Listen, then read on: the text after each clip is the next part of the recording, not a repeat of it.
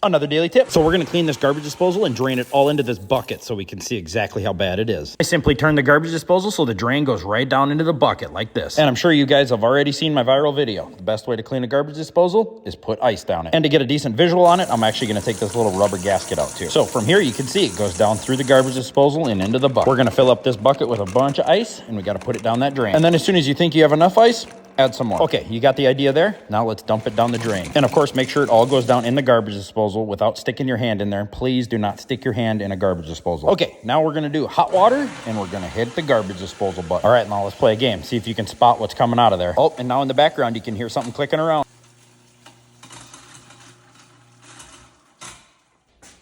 All right, now for the fun part. Let's dump it out into this clear container so we can see what's going on in there. Now, as we watch everything plop out of there, let's keep in mind, do you think any of this stuff is gonna make your kitchen stink? And in addition to that, do you think any of this stuff could start growing or even maybe eventually crawling? And we all wash our dishes like inches from this kind of filth. Remember to like and follow because I'm trying to make your life easier.